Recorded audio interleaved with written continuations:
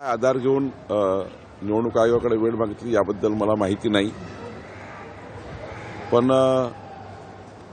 साधारण फरवरी महिन्यामध्ये 12वीच्या 10वीच्या परीक्षा असतात आणि आत्ताच एवढ्या मोठ्या निवडणुकीचा टप्पा पार पडल्यानंतर काही वेळ आयोगाला लागत असेल.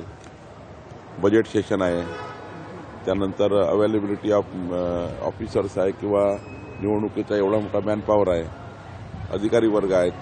त्यामुळे निवडणूक आयोगाने मात्र कुठल्या मुद्द्यावर आहे तसेही ओबीसीच्या आरक्षणाचा एक किळा अजूनही सुप्रीम कोर्टमध्ये आहे. एखाद्या वेळी राज्याच्या पूर्णच निवडणुका घ्यायच्या असतील तर 21 जानेवारी जी डेट दिलेली आहे सुप्रीम कोर्टाने, त्या डेटलाही मला वाटतं ओबीसीच्या आरक्षण जे 50% वर गेलं त्याबद्दलही समजा काही निर्णय येणार असेल किंवा आम्ही त्या ठिकाणी सरकारची बाजू मांडणार आहोत.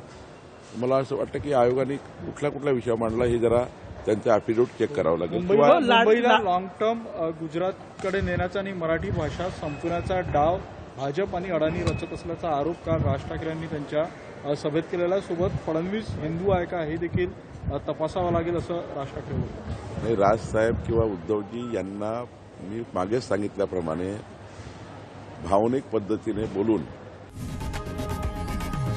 लोकशाही मराठी ऐका, पहा, जागरूक रहा.